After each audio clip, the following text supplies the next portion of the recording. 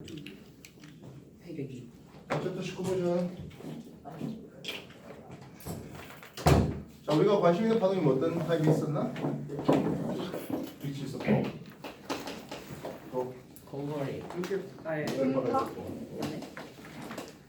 또 음파가 있었는 거죠. 우리가 파동이라고 하는 것에 대해서 파동의 속력을 물어봐요. 파동 속력 어떻게 계산합니까 하면 진동수와 파장을 곱하면 되죠. 진동수 역수는 주기 분의 1로 표현되고 있습니다. 알겠습니까? 네. 그래서 우리가 빛의 속력이 얼마 됩니까 하면 빛의 속력은 광폭수에서 3 곱하기 10의 8승 미터/세컨드가 됩니다. 어디서입니까 하면 진공 중에서 말입니다. 근데 우리가 빛이라고 하는 놈들을 진동수 영역 또는 파장 영역을 따졌을 때 눈에 보이는 파장이 있어요. 비주얼 라이트, 가시광선이라고 불리고 있습니다. 한글로 가시광선 다 쓰기 귀찮아서 비주얼 라이트 이렇게 쓰고 있습니다. 대략 파장으로 따지면 대략 한 700 나노미터에서 400 나노미터 정도의 파장이 우리 눈에 보입니다. 700 나노가 대략 붉은색 정도에 보이고요. 그리고 400 나노가 보라색 영역에 보이고 있습니다. 이해됐습니까? 그럼 보라색보다 더 바깥쪽에, 다시 말하면 보라색보다 파장이 더 짧은 쪽에, 보라색보다 진동수가 더 큰 쪽에는 누가 있습니까? 자외선. 그렇죠. 우리가 보라색을 한자로 자색이라는 이름을 쓰는데요. 그래서 자색 더 넘어 있다 해서 자외선이라는 이름을 씁니다. 보라색을 바이올렛이라는 이름을 쓰기도 하는데요. 울트라바이올렛 이렇게 해서 자외선 쓰고 있습니다. 그 외에 엑선이나 감마레이 이런 것도 쓰고 있어요. 이해됐습니까? 네. 반면 빨간색은 이제 적외선 되고 있잖아요. 빨간색은 적색이라는데 적색 바깥쪽에 있다 해서 적외선 인프라레드 R이라든지 그 외에 전파인으로 마이크로웨이브 이런 것들 쓰고 있습니다. 근데 이 경우에 진공주에서 이 빛의 속력은 어떻습니까 하는 거예요. 자외선 빠릅니까? 적외선 빠릅니까? 하면 속력이 서로 같아요. 같다라고 쓰겠습니다. 진공주에서는 속력이 마다 동일합니다. 누구와 상관없이 진동수와 상관없이 파장과 상관없이 말입니다. 이해됐어요? 네. 그러면 음파는 어떻습니까? 라고 한다면 음파는 속력 V가 340 m/s로 일정합니다. 동일합니다. 어떤 전제 조건입니까? 하면 15도씨의 공기라는 전제 조건이면 동일하다 하겠습니다. 물결파의 속력은 어떻습니까? 네요. 물결파의 속력은 깊이 h가 동일할 때 V는 루트 GH. 여기서 G는 지구 중력 가수도 10m/s 제곱 또는 9.8m/s 제곱을 하는데 그래서 동일합니다. 엄밀히 말하면 천해파라는 전제 조건을 줍니다만 천해파 상관없겠죠. 속력이 동일하다는 뜻은 무엇입니까? 하면 진동수가 클 때 파장마다 짧다라고 얘기할 수 있습니다. 이해했어요? V 꼴 F 람다 쓰는데요. 진동수가 큰 놈을 우리는 뭐라 부릅니까? 하면 고음이라는 뜻이 있습니다. 진동수 큰 놈을. 그럼 고음은 파장이 어때? 짧은 것을 얘기합니다. 이해됐어요? 물결파도 마찬가지겠는데요. 물결파도 물의 깊이 h가 동일하다면 물의 깊이가 동일하다면 요런 놈의 파동과 물결파와 물의 깊이 h가 동일하다면 이런 놈의 파동을 비교해 볼 때 누가 파장이 길어? 빨간 거요? 파란 거요? 빨간 거가 파장이 긴 놈이 되겠습니다. 파장이 긴 놈은 진동수 어때? 짧아요. 작다라고. 진동수가 느려요 어디 있어? 진동수가 작다라고 하겠습니다. 이해됐어요? 대신 물의 깊이가 같으니까 두 파도의 속력은 어떻다? 같아요. 같다라고 하겠다. 알겠어요?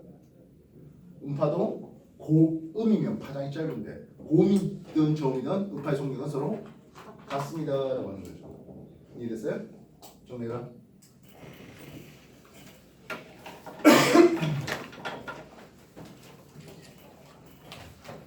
펴서 하라. 근데 이거 사진 찍어놓으면 보이는 하냐? 안 보여가지고 찍어. 안 보이면 좀 앞에 나와서 좀 공부하던가.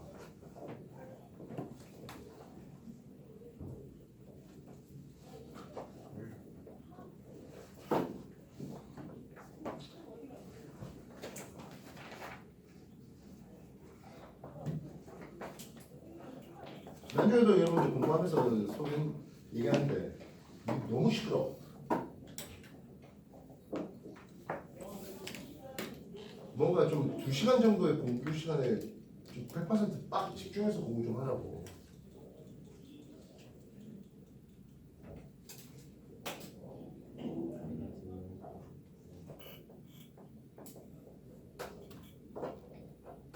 참고로 어제 청라에서 이거 수업을 했는데요. 한 시간만 수업 다 하고 갔거든. 뭔지 알아? 챕터 19 문제 다 풀면 고공하세요. 네.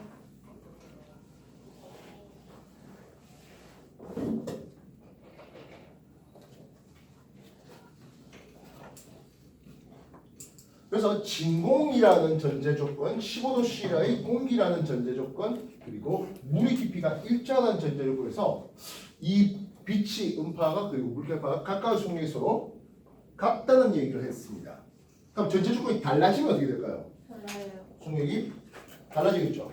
진공이라는 빛이 진행하는데 진공이라는 조건이 아니라면 음파가 진행하는데 온도가 달라진다면 물결파가 진행하는데 물의 깊이가 달라진다면 하겠습니다.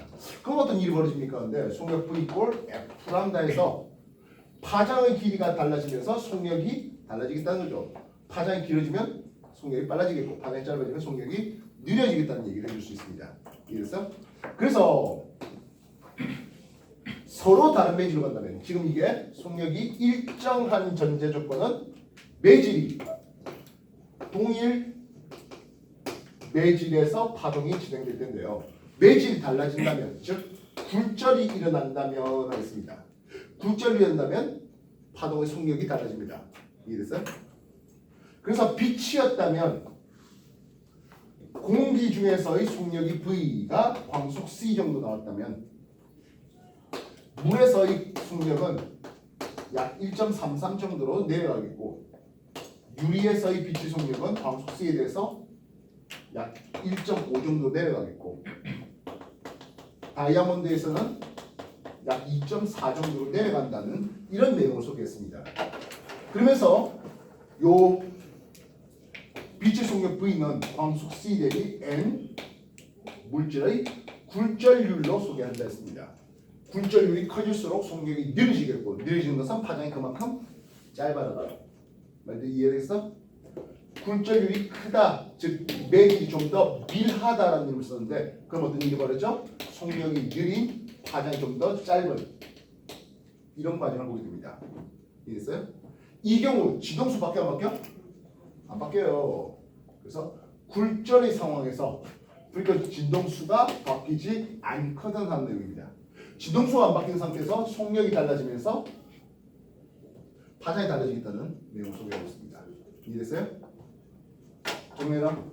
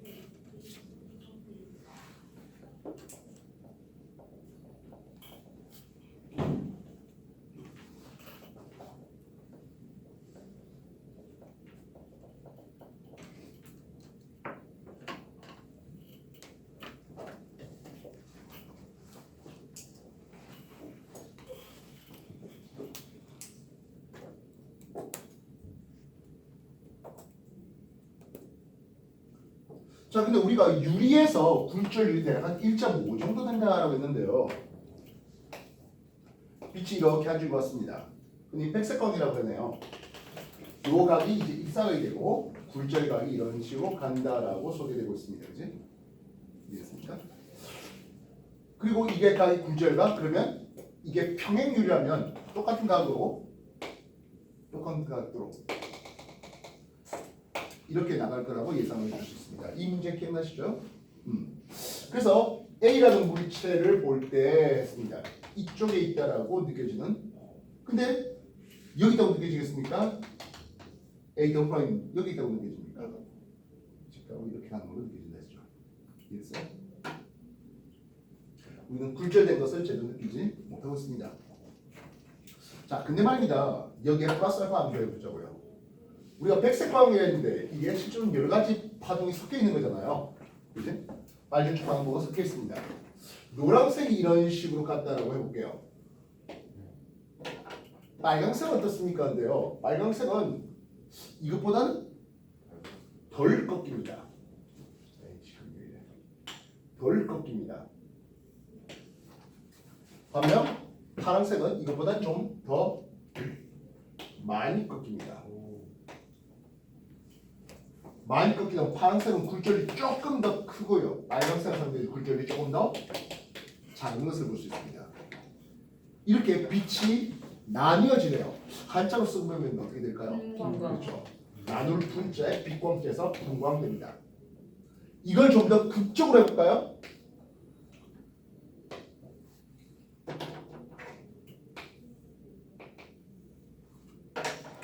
빨간색은 이렇게 되네요. 어떻게 해야 좀 더 극적되겠습니까? 하면 이렇게 깎아버리는 겁니다. 확인됐습니까? 그래서 유리 이런 식으로 깎아버리면 파란색이 이렇게 꺾이고 노란색 이런 식으로 빨간색 이런 식으로 꺾여 나가겠죠. 이해됐어요? 이렇게 만든 유리를 삼각형으로 만든 유리를 프리즘으로 소개할 수 있겠습니다. 이해됐어요? 특히 이렇게 분광, 빛을 분석하는 과정에서 각 원소마다 스펙트럼이 서로 다르다는 것, 즉 리튬이 붉은색인데 그것이 스펙트럼상에서 어떻게 나오는지, 나트륨 불꽃발색이 노란색인데 분석하면 어떤 식으로 나오는지, 분광학을 통해서 원소의 종류 또는 얼마나 있는지 양에 대한 정보들을 알아낼 수 있다는 것들 나오고 있습니다. 챕터 19 왼쪽 페이지에 분광학에 대한 내용들로 소개되고 있습니다. 빛을 나누는 분광 그리고 분광기 그리고 원소마다의 스펙트럼에 대한 내용들 소개되고 있네요. 정리해 주십시오. 이 그림이 좀 마음에 안 드네.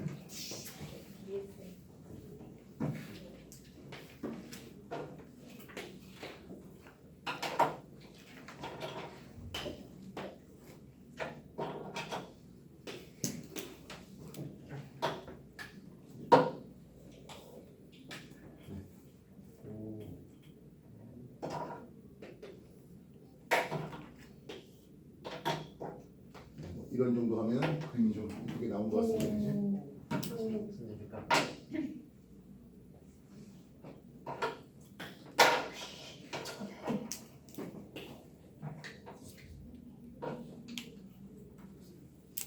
그래서 특정 원소보다 흡수되는 스펙트럼이라든지 방출의 스펙트럼 이런 것들 볼 수 있겠죠. 물론 백스각이면 아주 주방으로 연속으로 나오는 연속 스펙트럼 나오고 있습니다만.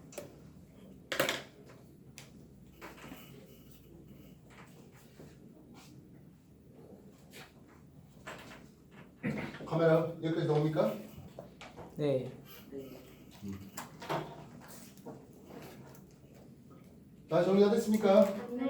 아직이에요? 별거 없는데 뭐 책이 이쁘게 다 되어 있잖아요.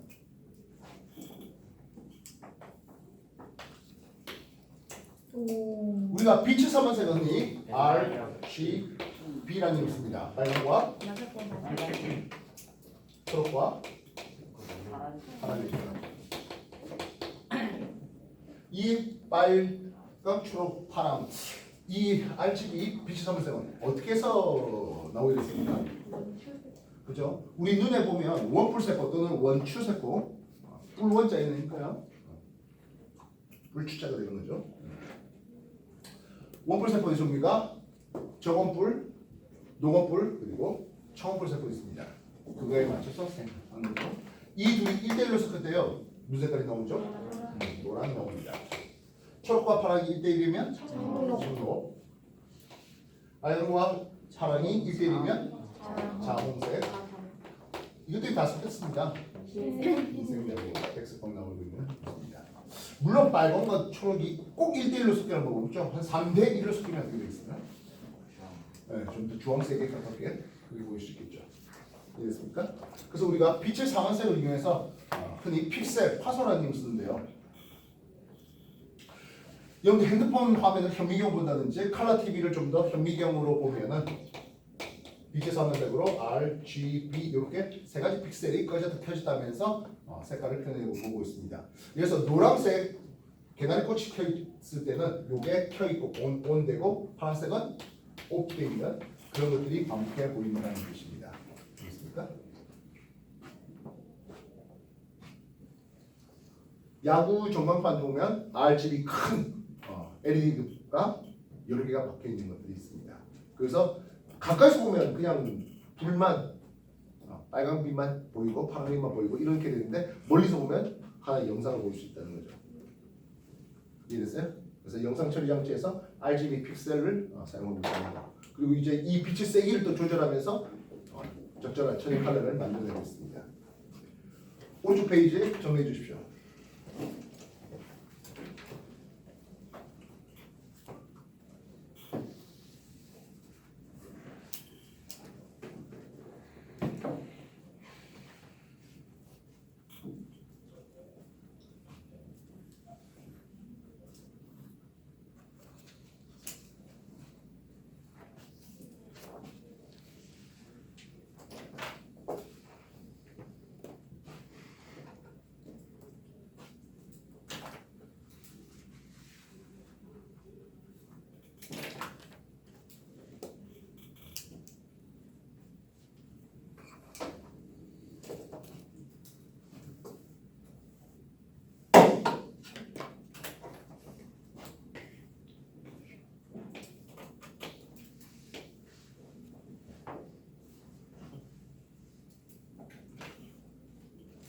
자, 그래서 우리가 또 다음 페이지는 볼까요?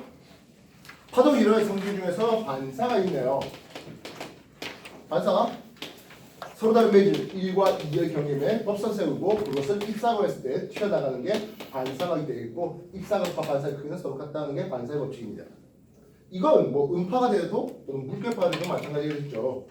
물결파가 이렇게 물결 치면서 왔어요. 이렇게 튀어나가네요 하겠습니다. 이해됐습니까? 이때 파면에 대해서 직각방향으로 파의 진행 방향을 잡을 수 있겠고 파면에 대해서 역시 마치 직각방향으로 나가는 입사파, 반사파를 이렇게 하면서 물결파를 소개할 수 있겠네요. 이해됐습니까? 음파에 대한 반사, 그래서 우리가 과거 메아리에 대해서 소개를 해봤죠. 반사만 있습니까? 하면 그렇지 않고요. 또 굴절도 있죠.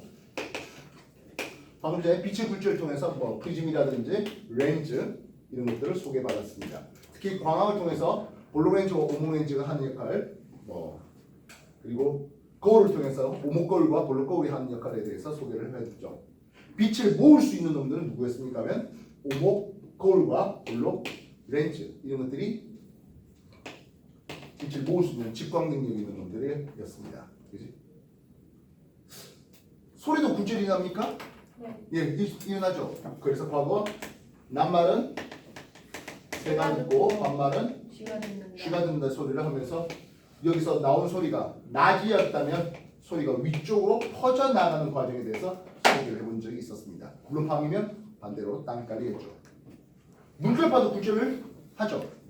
그래서 지난 시간에도 얘기했을 것 같은데요. 바다에 대해서 육지 쪽이 바다 쪽으로 튀어나온 곳을 고지라는 이름을 씁니다. 대표적인 곳 뭐 있었습니까? 호미곶 같은 것도 있었죠? 있어요? 반면 바다가 육지 쪽으로 오푹 들어가게 들어온 여기는 우리가 만이라 했습니다. 대표적인 만 뭐 있었습니까? 배시간만 좋습니다. 예. 뭐 영일만 또는 천수만 이런 것들 많이 보았을 겁니다. 그러면 물결파가 파동이 이렇게 왔는데 고지에서는 어떻게 됩니까? 하면 이런 식으로 되면서 그쪽으로 에너지가 모이고요. 반면 만 쪽에서는 에너지가 퍼져 나가는 것을 볼 수가 있습니다. 이해했어요? 그래서 만에서는 여러 가지 물질들이 쌓이는 곳에서는 이 곳이 물결파에 의한 침식이 자주 일어나는 그런 내용으로 소개해봤대요. 확인됐습니까? 네. 예, 왼쪽 오른쪽 다시 한번 정리해 주십시오. 이건 지난 시간에 우리가 어느 정도 공부량이 됐다는 거라서 금방 문제 풀 수 있을 거라 봅니다. 어쨌든 속력이 느린 쪽은 뭐하다고? 파장이 짧고 속력이 빠른 쪽이 파장이 길고 뭐 이런 것들에 대한 굴절의 법칙들이 소개되는 것들입니다. 저번에 얘기했다시피 상대 굴절률이라고 불러주는 뭐 그런 사인 법칙을 이용한 계산식은 여러분한테 전혀 필요하지는 않습니다. 알겠어요? 네. 그래서 그런 계산하는 문제는 빼버리고 누가 더 파장이 기니 짧으니 지동수는 어떠니 뭐 그런 것들을 위주로만 공부해 보시면 되겠습니다. 굴절이 할 때 지동수가 바뀌지 않고 파장이 달라지는, 속이 달라지는 것을 볼 수 있다. 알겠어요? 그 외에 파동의 또 다른 성질들로 간섭, 회절 뭐 이런 것들은 또 다음번 요일될 때 한 번 더 해보도록 하면 되겠습니다. 내용 간단하죠? 뭐 없죠? 네. 자, 시간 낸 사람 이제 뭐 공부가 어느 정도 정리가 됐다는 사람들은요. 페이지 105페이지 예, 개념 따지기부터 문제 풀기 시작하시면 되겠고 저번에도 얘기했지만은 이제 스페이드 2F가 슬슬 끝나가게 됩니다. 차별 파트 안 한 것들 나중에 한 사이클 모아서 할 것이겠고 그 외에 3F 나갈 거니까 문화생지 준비할 수 있도록 하십시오. 알겠습니까? 네. 3F 보라색이죠. 뭐가 됐든